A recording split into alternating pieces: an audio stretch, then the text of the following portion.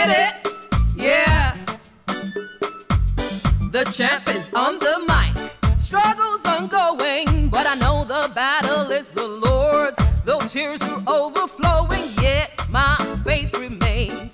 In hope I'm pressing onward. No matter what I face, I rise. His spirit leads me on. All the way, Lord, I pray. Help me say every day that I wake, I will praise you. Every breath that I take, Lord, I will praise you. My daily motion, I'm moving forward. My daily motion, I'm going higher. My daily motion, I'm moving forward. My daily motion, I'm going higher.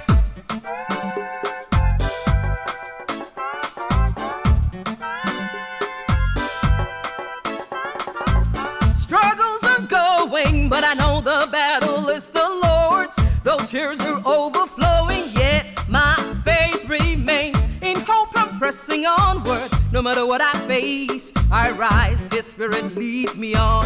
All the way, Lord, I pray. Help me say every day I'm alive. I will praise you every way while I can. I will praise you. My daily motion, I'm moving forward. My daily motion, I'm going higher. My daily motion, I'm moving forward.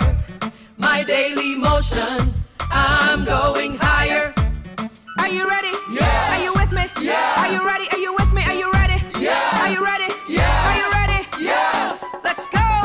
I owe my life to you. I rest upon your word. That's right. Your joy alone, my strength. I'm right on track. In you I have my peace, the rock that never fails. I pour my love on you. I know you're in control.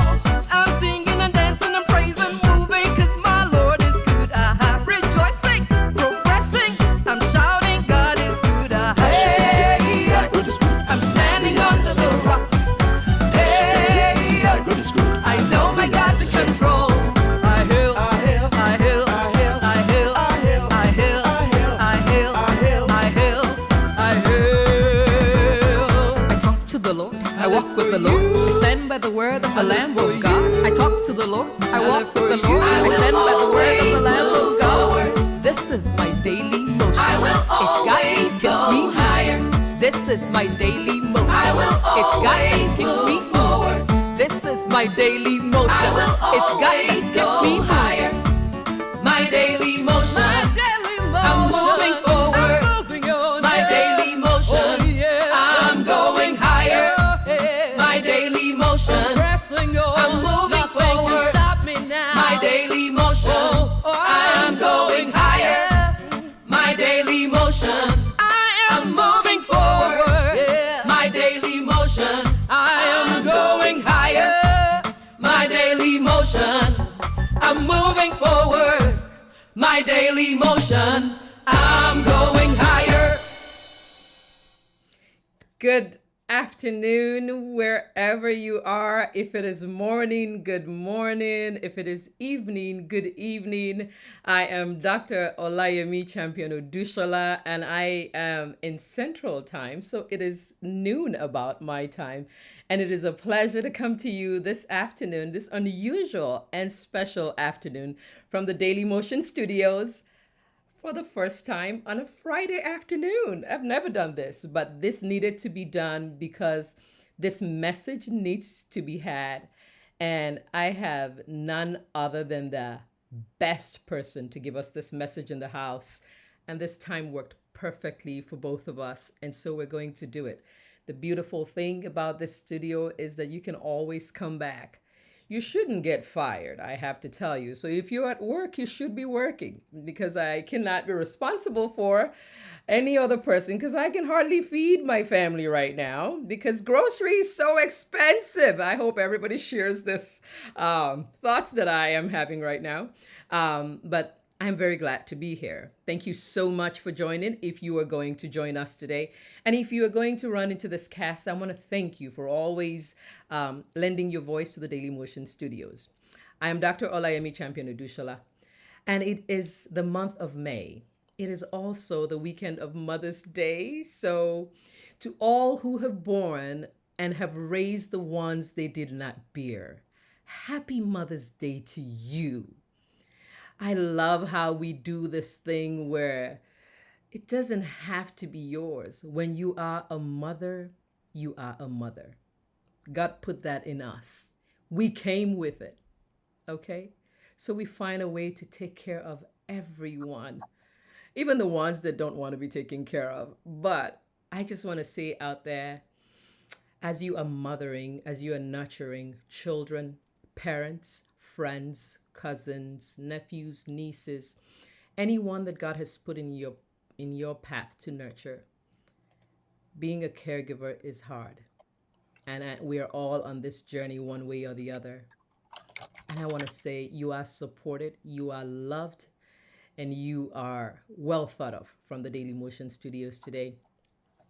I have a broadcast on Facebook, but the month of May is also Mental Health Awareness Month. So I have been dabbling into IG because I'm not really like an IG chick, but I have been dabbling into IG and, just having some awareness out there to let us know that this is real. And today we're talking about a healthy mind is an asset. I have a wonderful doctor, physician, mom in the house to share this month with us, the month of May. M for May, M for mothers, M for mental health awareness. I tell you, it's all sinking here. And if there are people that need to be taken care of, both mentally, which means your mind and your body, I think it's moms. Really, I don't know how you do it. I don't know how you juggle everything in your path to make it all work, at home, and all the other places where you appear, show up, and do it. So, we want to take care of your mental health today. Today, we're going to be talking generally about a lot of, mental health conditions. We're also going to be dispelling some myths and just debunking some things that we think is true, it is not true. We're going to have a chance to ask Dr. Cheng a few questions. And if you have a question, just go ahead and put it in the chat. That's how we do it. And I hope that we get to it in the hour, okay?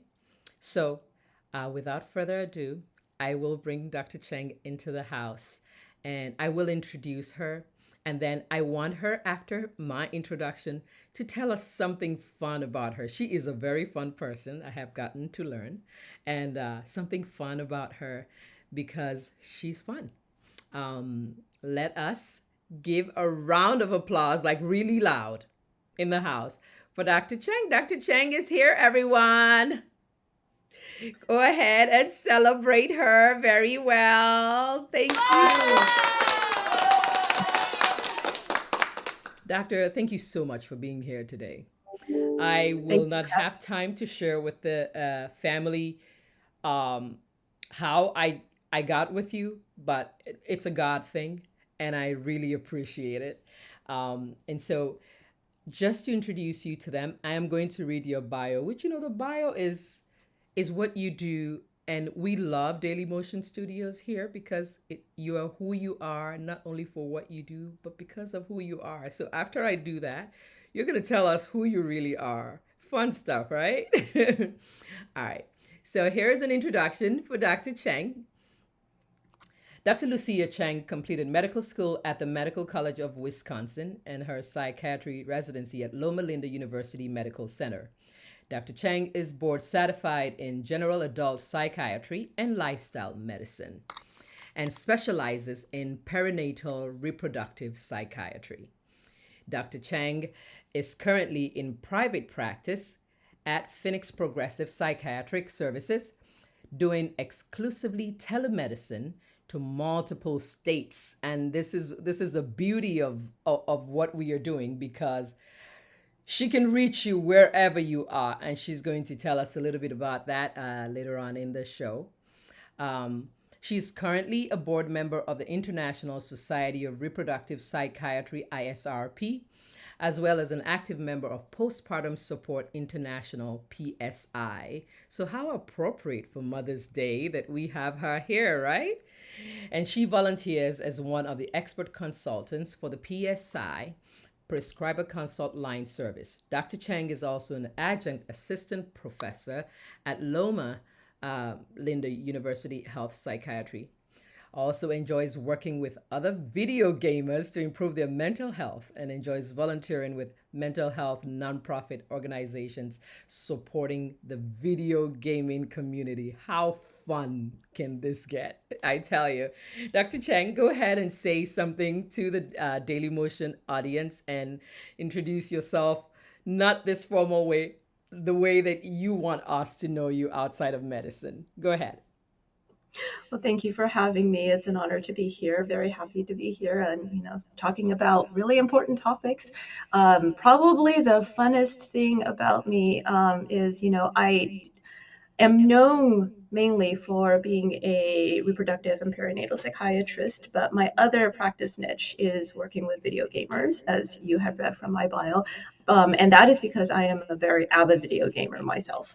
I actually met my husband playing video games. And that tradition has continued in our family. I have an 8-year old daughter who knows more Pokemon than I do and have played more Pokemon games than I have and is an very creative creator in playing Minecraft. So we're a video gaming family, and we bond together over games, and it's one of the things that I enjoy doing the most in my life. Thank you so much for that. Thank you very much. I am so grateful to have you here. We have a lot of things to talk about in the short time that we are here, and I want us to make the best use of the time. So we're going to go right ahead and just get started talking. It- I know that to all of us, we are waking up to this mental health awareness and how important this is to our everyday living, really. But you dedicated your life to the study of psychiatry a long time ago because you had to go through a course of training. So that means you woke up before we woke up, most of us. Can you tell us, the very first time that you had an inkling that this was something that you wanted to spend the rest of your life doing? And was there any particular incident or event that prompted you to go into psychiatry? So, me going into psychiatry actually was a bit of an accident. I wanted to do obstetrics all throughout medical school. And just through, life circumstances, I ended up in psychiatry residency. Wasn't sure that I really wanted to stay in psychiatry, and had my program director at the time had a talk with me about, well, we want you to really have the opportunity to decide whether or not you want to do this. So um, go ahead and give it a try for the first year. We will adjust your curriculum so that you have more psychiatry exposure than typical first year residents do. So you can get a really good feel, and then you can decide at the end of the year whether you want to switch into OB or whether you want to stay in psychiatry. Um, so that's what I did, and I discovered that I really, really loved it because I found out that I really like people's stories. I love learning about people. I love having the opportunity to hear their journey, their story, and knowing the way that medicine was going. You hear all these horror stories about how a lot of doctors, family practice, primary care, OBs, they have less and less time with their patients, and the patients are in and out 10, 15 minutes, and you can't really learn about the life stories of these patients that way. And so I decided, yeah, that's where my heart was, and I decided to stay in psychiatry. And I never regretted that decision. So very happy to be here. A couple of years into my residency, I discovered perinatal psychiatry. And it was like the heavens opened up and the angel sang. It was just a ah type of moment. And I was like, this is the perfect merging of my two specialty passions. And that was history. Perfect. It was prenatal psych. Perfect. Oh, this is amazing. And I think you sing, Dr. Chang. It sounds like you sing. We haven't talked about that, but that note sounded just right. So, one fun fact about you is that you're what we now call a PK. You're a pastor's kid, right? So tell us a little bit about that. And as you grew up, how did that gel with psychiatry? Because I'm not a pastor's kid. I was born into a Muslim family. I became a Christian. I'm a practicing Christian, but one of the reasons why I am doing all of this outside of medicine is I do want to create awareness of several things in life in the Christian community, because sometimes we seem to have perfected the art of facade. So our slogan here is daily motion, real issues, no facade, no judgment. So bringing real issues to the forefront and allowing a peer atmosphere to have discussions that are educational about them. So growing up as a PK, how was psychiatry received?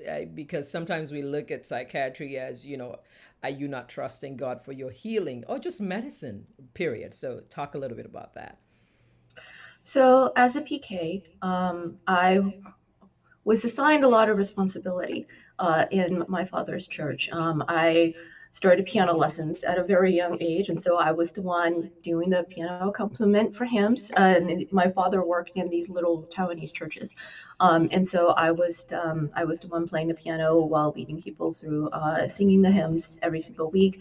I, of course, star student in Sunday school because that was expected of me. And then, as I got older, I took on more responsibilities like leading youth. I was Sunday school teacher for a while before I started college. Probably the most memorable exposure that I had when it came to mental health was one of the last churches that my father pastored before I left for college. There was a family. Uh, 5 or 6 kids. I'm not remembering too well. It was a very large family, lots of young children. The mom was schizophrenic, and she would be brought in by the family. Her husband was very devoted, very dedicated, very loving. But the family would bring her in every single week, and they would set up a chair for her in the back of the church, and they would sit her there, and she would be there talking to herself, responding to the visual audio hallucinations that she was experiencing, you know, inappropriate laughter from her bursting out in the middle of sermons, in the middle of singing. And the church got used to it. The church just kind of ignored everything that was coming from there.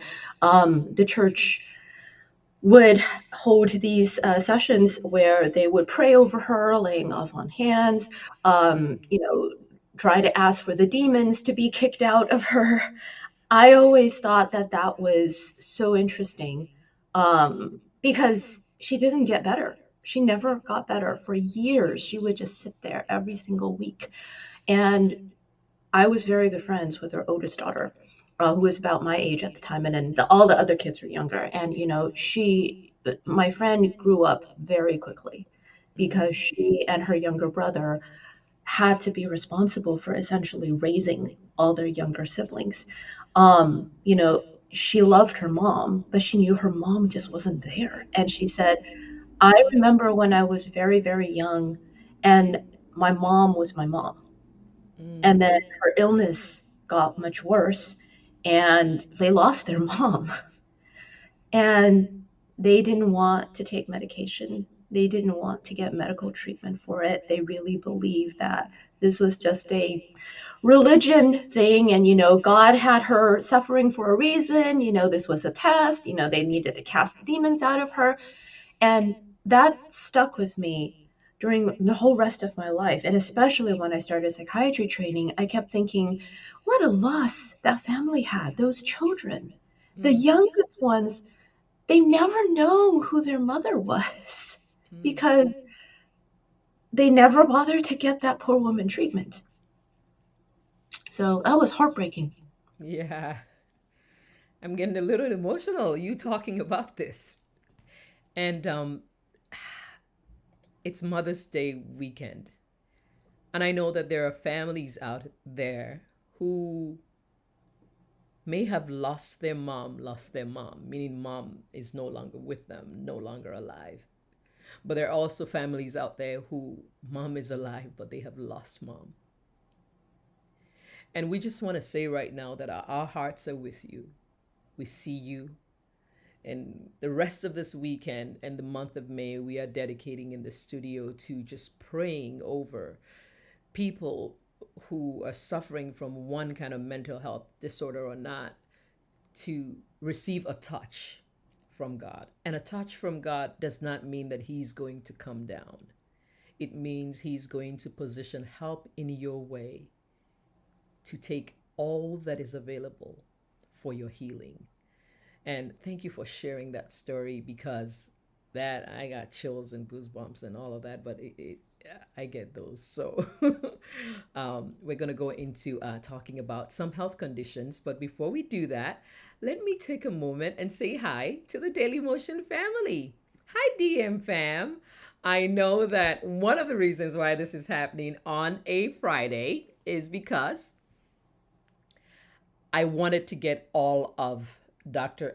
Cheng's, I wanted to tap all of her anointing from her brain. And I know that sometimes when we hang out on Saturday evening, and we are going to hang out tomorrow evening, don't worry about it. It is a Mother's Day weekend special, so don't fret. We're going to be here. And I think Friday would give us a better opportunity to have a concise conversation. So Ronki is here. I'm saying hello. Stella, Mommy Stella is here. I'm saying hello. Hi, big sis, all the way from London. You're joining us. Hi, how are you? Thank you so much. Mom is joining from Texas. Fumilayo Oyelami, you're here. Gamey is here from the north side of Chicago. Ayo Lawrence is joining us from Nigeria. Wow, thank you so much. Thank you very much for being here. So I want us to continue the conversation, and they are going to be short nuggets, quick things, dispelling myths, and just having what you need. So if you have questions, go ahead in the chat. I want us to start with anxiety, Dr. Cheng, because if there is one person in the world today that is not anxious, I think they need medicine. We have been through such a tough time over the past 3 years. And, we all experienced it as a world.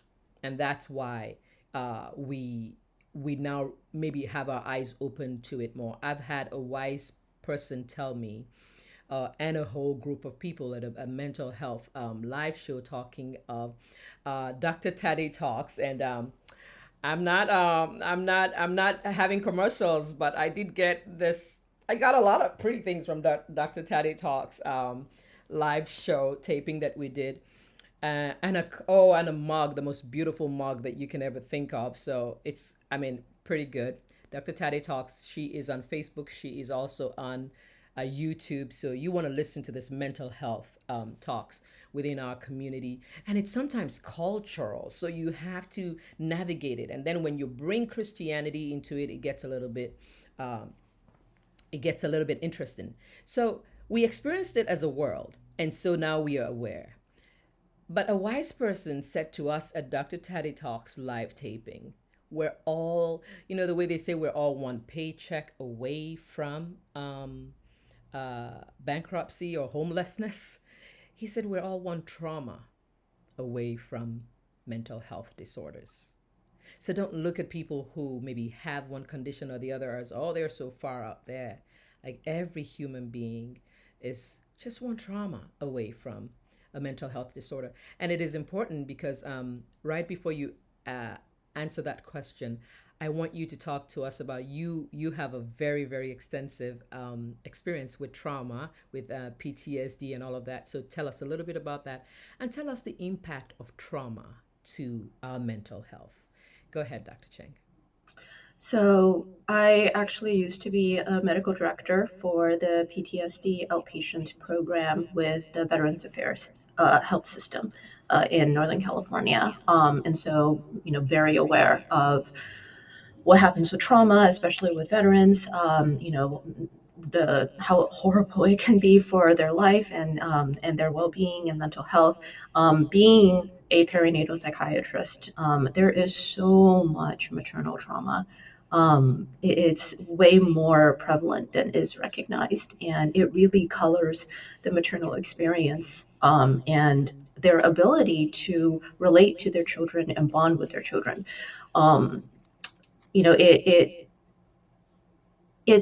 kind of robs you of some joy in a sense, because there is a part of your brain that's trapped in re-experiencing the traumatic experience or the memories, that you can't get away from. You can try to lock them up and ignore them and pretend that they're not there and move on with your life, but they're always going to be there until you actually bring them out and you process through them and learn to accept that they're part of your history, but that they do not color your future, and are able to move on from there. I love that. They are part of your history, but they do not color your future. If somebody is not at work and won't get fired, because I'm doing all the producing myself today, can you write that in the chat? Whatever the experience you've had with trauma, they are part of your history, but they do not color your future. So you can move ahead from that. Thank you very much. So, anxiety.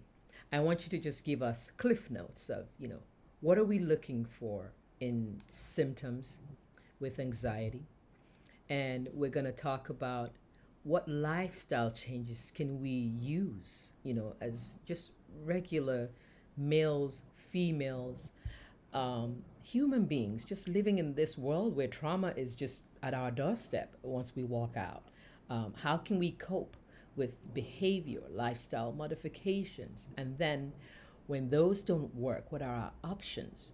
And then do we have an option of combining these therapies to deal with our conditions? Go ahead, Dr. Cheng. So, the first thing I want to make sure that people understand is, anxiety has a very negative connotation, but anxiety is human. It is not always a bad thing. Anxiety is what drives us. It's what keeps us aware. It's what keeps us safe. It's what gives us motivation to get things done. And so anxiety is a part of human nature. The, the goal is not to get rid of anxiety. Okay. The goal is to use the anxiety in a positive way. And when the anxiety becomes so intense or so severe that it's keeping you from being able to function the way that you need to, it's keeping you from being able to enjoy the moments in your life, both positive and negative moments in your life, that's when we need to intervene with either lifestyle changes, psychotherapy, or possibly even medication in order to get it back down to a controllable level so that it can continue to drive you in a positive manner rather than hold you back. Lovely. Some of the things that I recommend being certified in lifestyle medicine is I really like telling people you need to focus on optimizing the basics. Okay. So the basics being what you eat, exercise, and your sleep. Okay, because those are the three things that biologically speaking we need for our brain and our bodies to function well. And, being a psychiatrist, people think, oh, I'm just the head shrinker. All I care about is whatever's, above the neck. But that is not true because we're all one organism. What Mm-hmm. happens in the brain is impacted by what happens in the rest of the body and vice versa.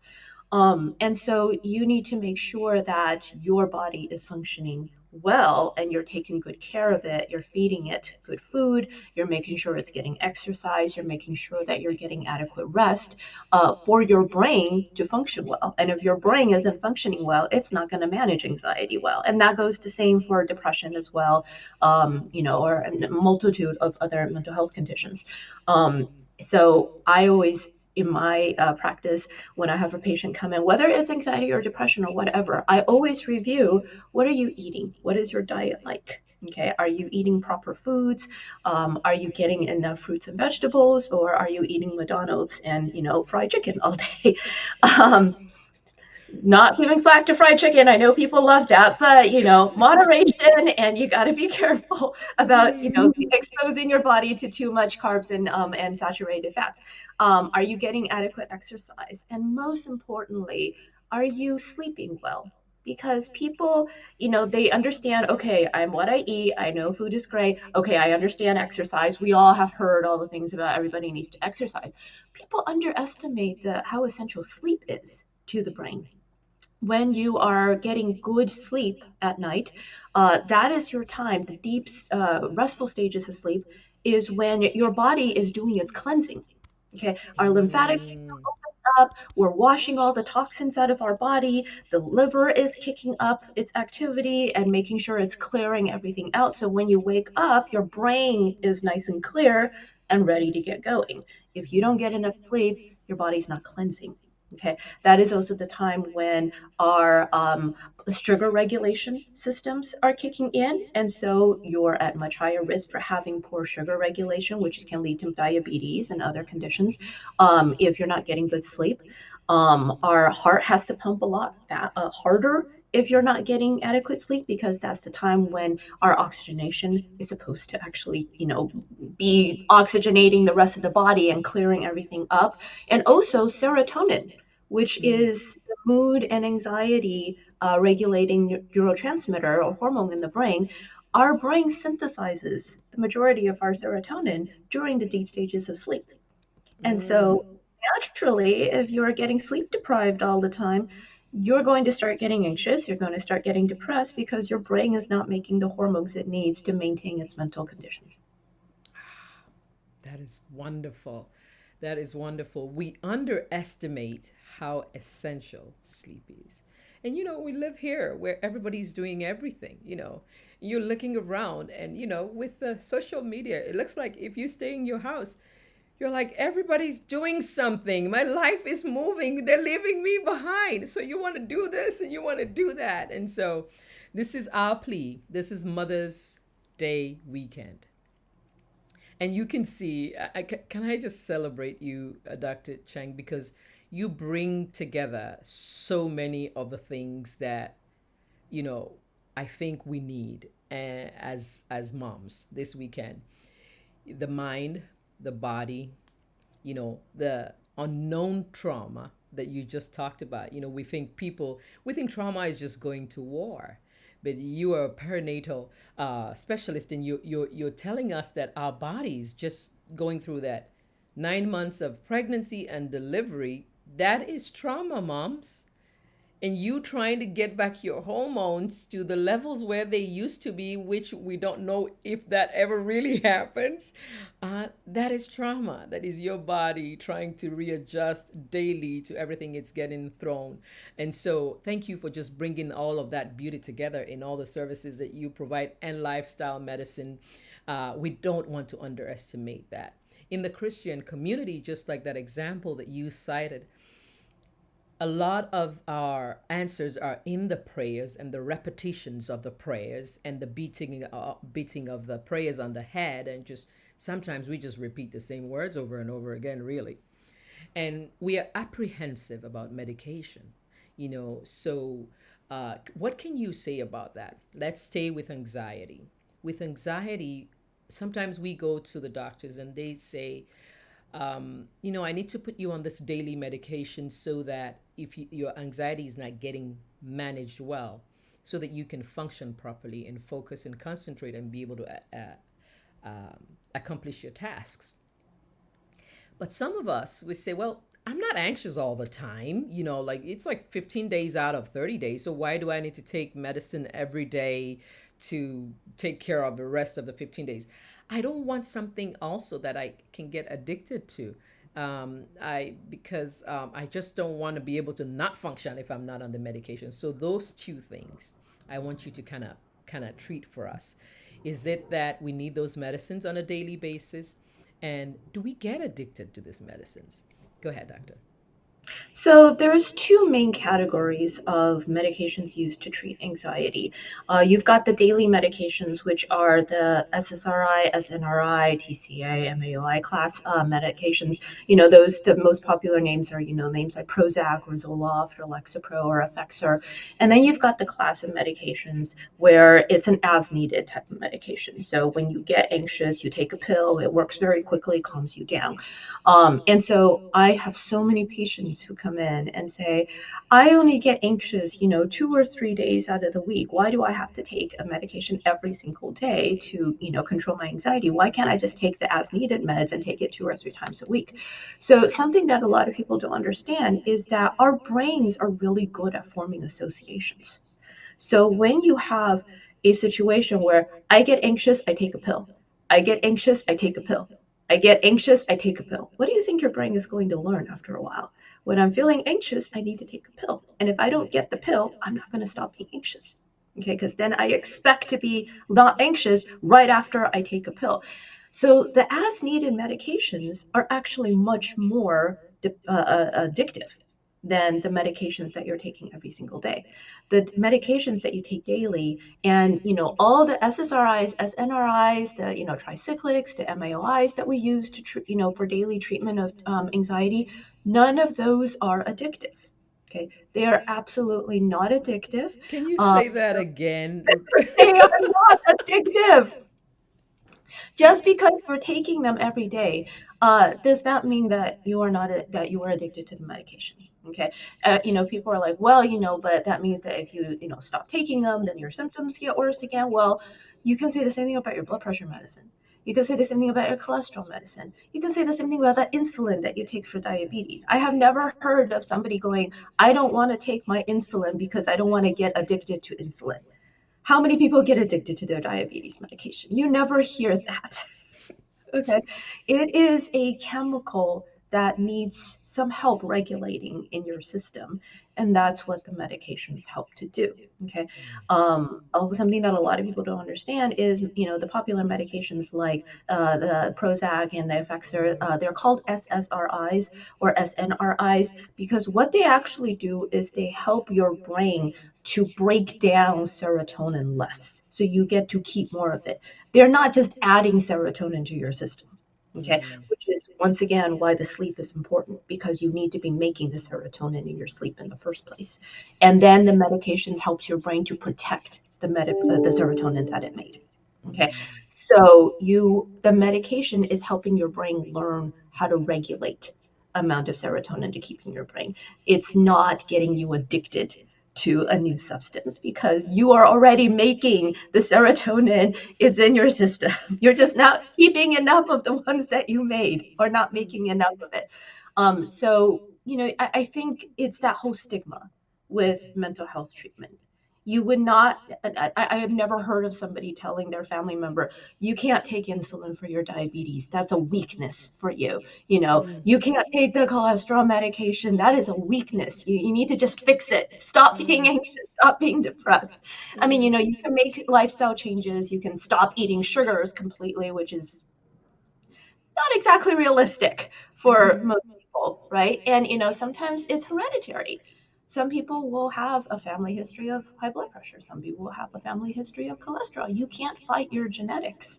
And there is a lot of mental health symptoms, anxiety, depression, OCD. There is a genetic component to that too. It is not the person's fault. Oh, yes, say that again. There is a lot of genetic predisposition to mental health disorders. It is not a person's fault. I want to stop and say that like 30 times. It is not a person's fault. You know, what I find sometimes, and I'm going to stop here and just talk to the community a little bit. It is easy for us to be empathic or feel for or seek attention for a person, a child, a family member with a broken arm because we see the broken arm. We know it's not working. But sometimes for what I will term loosely a broken mind. We don't see it, so we don't think you're hurting. So, for mental health disorders, because you don't see it doesn't mean it's not broken.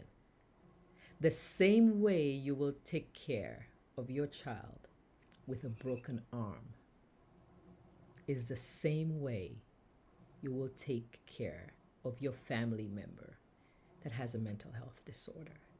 Because you cannot see it does not mean it doesn't exist. I met Dr. Cheng through my wonderful friend, Dr. Adelayo, and I just have to say a shout out to her. And I think we met way back in April, was it April? I don't remember. I think it was April. And we set this up for May, and I have been so looking forward to this day. And sometimes when she talks to our patients, she says, sometimes, we put our children who are having some kind of mental health disorders amongst their peers. And we say, go ahead, run, right? And she likened that to a person with an ankle fracture. She said, if your child has a fractured ankle, would you put them with their peers in a 100-meter race and say, go run, and let's see how well you do? Would you blame them if they don't do well? Would you, like she's, when the day I heard her say that, I mean, I just borrowed it from my patients and I use it, when something is not whole, it's not whole. It doesn't mean the fix is always medicine, but if it needs medicine, we should not withhold that because of our faith or our trust in God. You told me something, and I think it'd be better coming from you. When we merge Christianity with mental health disorders, I want you to say it. I don't want to say it. It's about the wisdom that God gives for the people he puts in your life. It's like, yes, you will pray for healing, but how does God do it? Because I'm not a PK, you're the PK. So how about you preach? You preach this message, Dr. Cheng. Go ahead. I have a lot of patients who, because of their Christian background or because of what they're hearing in church, they come and they say, well, I just need to have more faith. I just need to pray more. I just need to believe in the healing powers of God more. I should not need to depend on Western medicine or take medication. And my answer to that is, I especially like the story of the book of Esther in the Bible. And Esther really, really did not want to take her position as queen. But her cousin Mordecai kind of pushed her into it, and she ended up saving, the Jews back then. And one of the things that Mordecai say is, how do you not know that you were not put into this particular position for just a time as this? Okay, people are put into people's in lives and put in certain positions, and God uses the situation in order to make changes or to help people. Okay.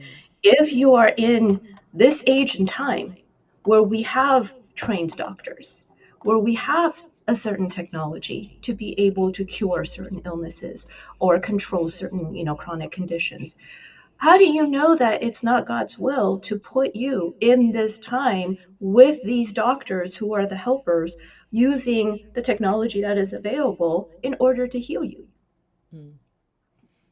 For people who got cancer 100 years ago, they're kind of screwed. Yeah. Now you are lucky and blessed enough, if you catch cancer, if you develop cancer, to be in a time when there are cancer specialists. There's a lot of technology in the oncology treatment field. You have a very good chance with most cancers to go into remission and to get the cure. And that is God's way of blessing you for being born in this time and day. And you develop a disorder or a disease, and we have a treatment for it. So I don't think anybody's going to blame anybody, or at least if there's a church that blames people for getting cancer treatment, I think they need to have a heart to heart with God, honestly. Um, there is nothing wrong with using what resources are available in this time because God put you in this time. Use what God has provided. Thank you. Use what God has provided. And very important for anyone who has a mental health condition, this is not your fault. Uh, Sometimes there are genetic predisposition. And because of that, I want us to switch gears. We talk about, sometimes when we hear mental health disorders, we magically go to depression. So I really, don't want to, I want to talk about depression, but I'm like, I think we all know enough about depression at this point, though we don't. But I want to talk about the other things. I was sharing that uh, I was asked a question a few weeks back, and they said, how can we recognize somebody with a mental health disorder? Just say one or two things. And in my mind, I'm like, whoo, where do you want, where do you want me to start? Because we got two poles and one other pole here, and then we got the pole in the middle. There's like I could say 1,000 things and still be explaining what symptoms people with mental health disorders could be exhibiting. I'm so grateful that you shared the experience with the lady who had a history of schizophrenia in the church. And so if you weren't part of the cast in the beginning, you can back up to that and see they display a different type of emotion, symptoms, and signs. If you're depressed, then you display a different type of emotions, signs, and symptoms. There are some people who are in the middle, and sometimes they would display symptoms of depression, and sometimes they would almost display symptoms that mimic schizophrenia. And then we go in the middle where we have things like bipolar disorder. And you were very interested in saying something about bipolar disorder and what people think bipolar means. So start from there and then kind of tell us a little bit about bipolar disorder. Sure.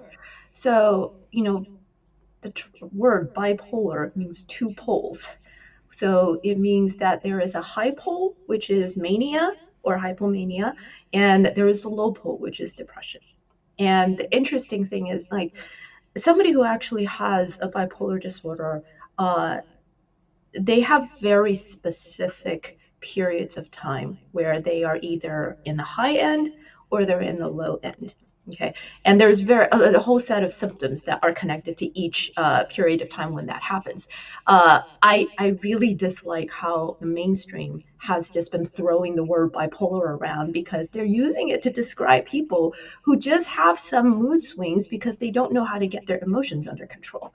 So they're saying things like, yeah, I think I'm bipolar because I could be like really happy and giggling 1 minute and then the next minute I'm like crying. So I must be, no, that's not what bipolar means. No, you are not bipolar. That just means that you're having some trouble regulating your emotions, which is a completely different other issue. And actually, it could be more symptomatic of depression rather than bipolar. And so, like you mentioned, that there's so many different conditions and symptoms. And you know, I need to stress there's a reason why psychiatry is a 4-year long residency program. Aha. Because we basically have to learn all the different types of psychiatric conditions and what the specific symptoms are for each type. And a lot of times there are conditions that have a lot of overlap. And our job is to be able to delineate between where things overlap and how do you tease those apart to decide whether it's one condition versus another condition. Okay. Mm. So I don't think it's really realistic to just be, give a tidbit of, oh, look for these 3 symptoms that people have, and that means that they have a mental illness. That's a really broad category. Mm-hmm. Um, but what I do encourage people is listen when especially if you're in a conversation and you're asking people like, hey, how are you doing, or you okay? If they seem to be struggling, listen. And if it sounds like they're struggling, encourage them to seek out professional help. Okay, because some layperson with no training, and honestly, even a lot of doctors who are not trained in mental health, they don't know what the differences are between, schizoaffective disorder versus a bipolar disorder. A Say lot of that the again. yeah, small nuances of the diagnoses, and there's different ways to treat those. So encourage people to seek the help they get. Just like if you see signs of somebody, they're walking around that look like their arm might be broken, you're gonna say, hey, maybe you should go to the doctor and get the arm looked at. Mhm. Or if they're telling you like, oh, I'm getting headaches every single day and they're getting really bad, you're going to tell them, I think you should go get those headaches looked at. So if somebody seems like they're struggling, don't try to diagnose them.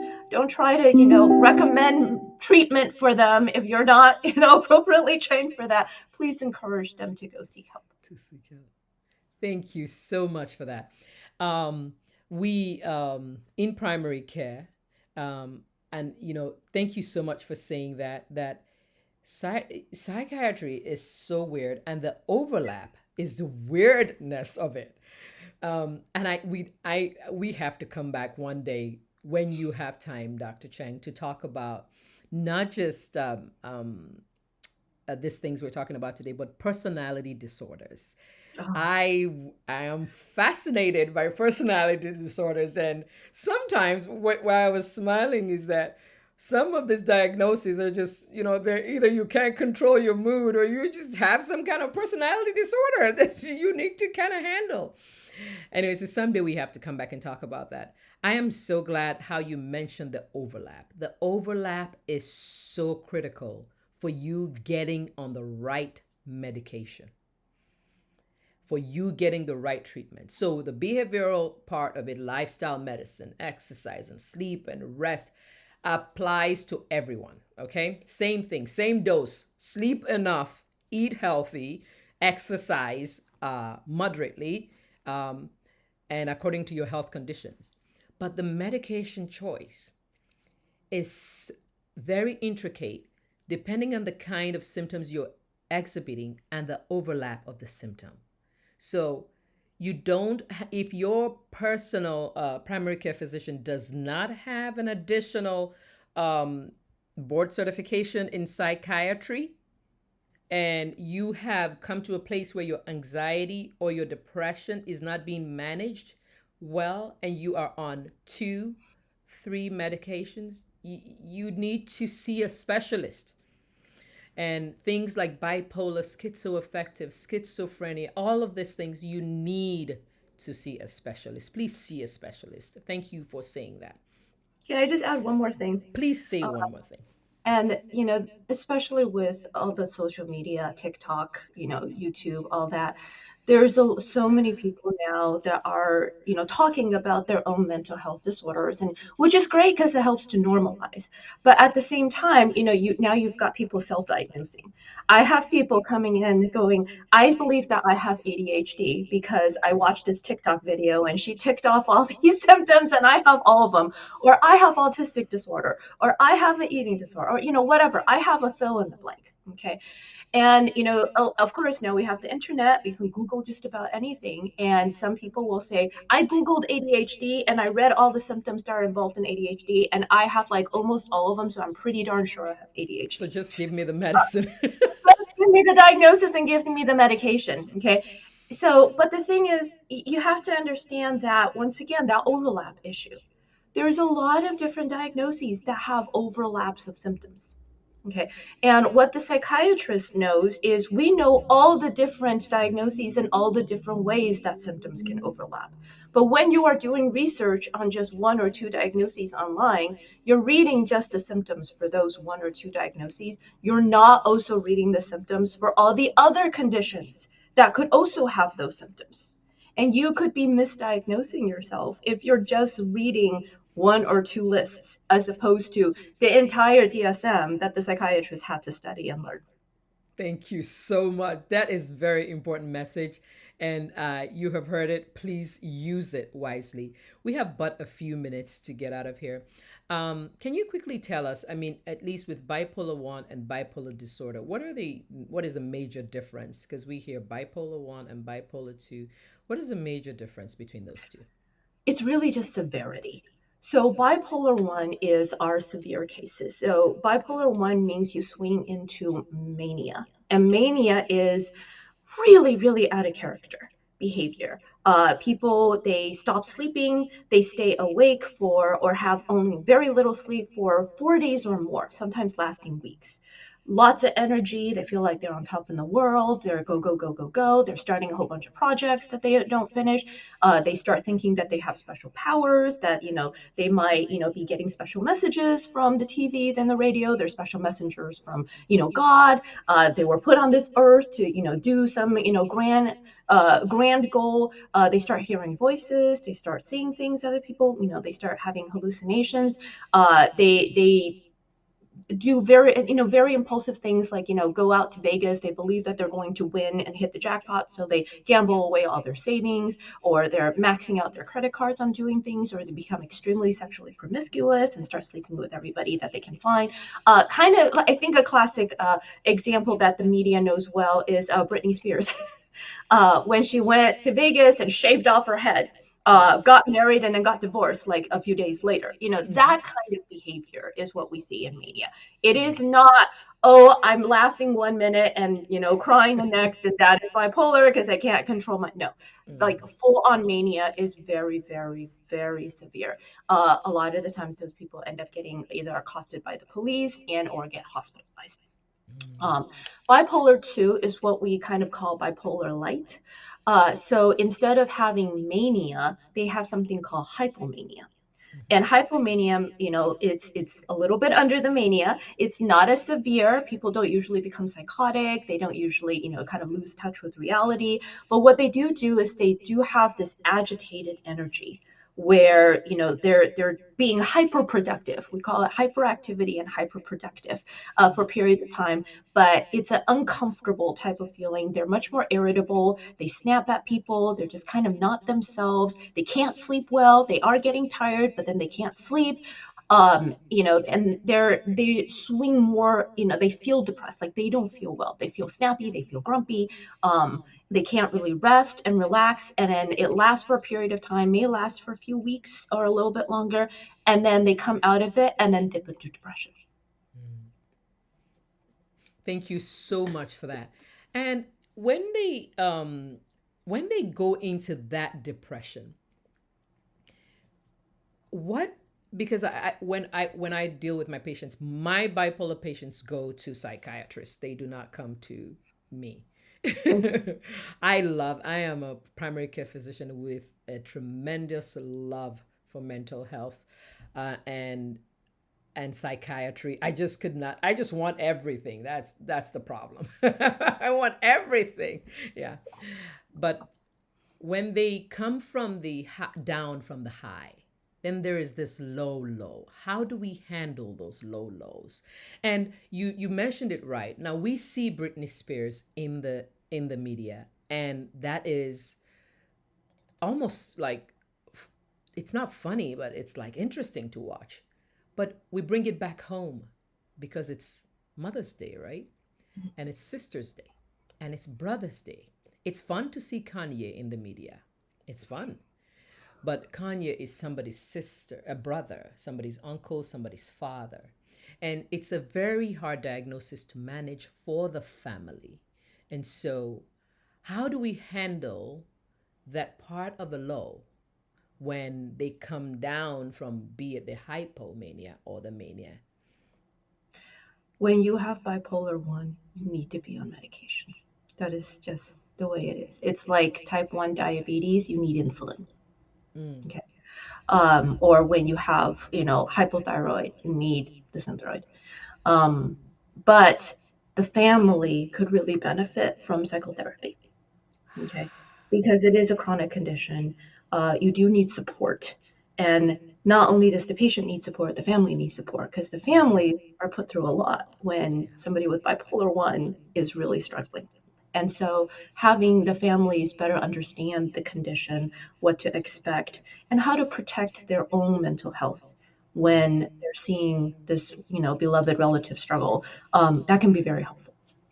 Very good. And I'm going to let you go because we are at 1 o'clock, and I promise 1 hour. But this last question, is there anything we can do? Because sometimes, as family members, now we know these conditions. I know, oh, this person is about to go into a deep depression and I can see it and I want to protect them. Like I don't want them to do it. Oh, I think she's about to have an episode, a manic episode, and I want to protect it and I want to stop it. Can we stop it? Can we really stop it?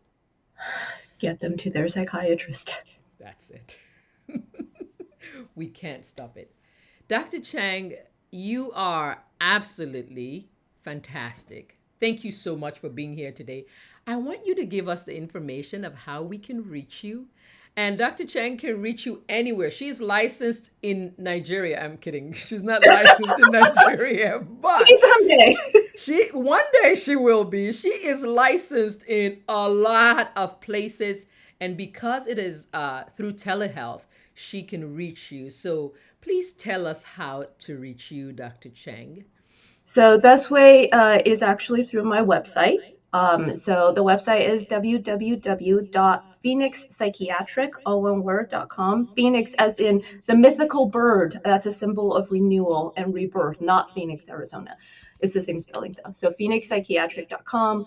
I have a contact form on there. If you have any questions, feel free to fill out the form. I do respond pretty quickly. I am taking new patients currently, and if anyone's interested in scheduling a visit with me, there's a link on my website on how to do that as well. Say what you said about Phoenix Psychiatric. You said Phoenix, Phoen.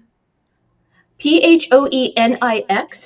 Oh, okay. Oh, okay. I missed that. And I was like, wait, so like so? Yes.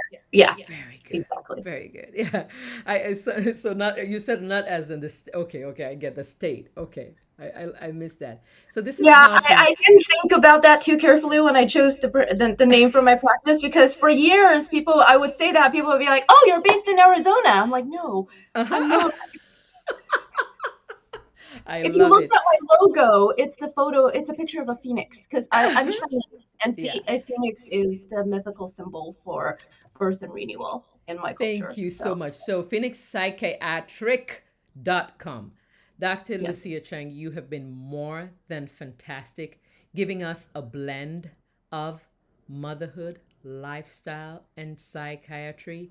And we will invite you to come back. We have a lot of new moms that try to cope with everything that comes with that in our audience. We have a lot of Christians that want to know how to manage this new awareness that the next generation has about mental health that us older generations don't have. So finding a way to blend that. So you will hear from us. Thank you so much, all DM right. fam. It has been real. Thank you for allowing us to disturb your day in this Friday. Happy Mother's Day to you all. However Happy you are Mother's mothering, I want you to know you're doing a great job. You're doing the best you can. You're giving sometimes what you never got. You're more than enough. Anytime you have that question, you are more than enough. Go home, be loved. Love your parents, your daughters, your sisters, your brothers, your uncles. Love your family, and be well. Have a good weekend.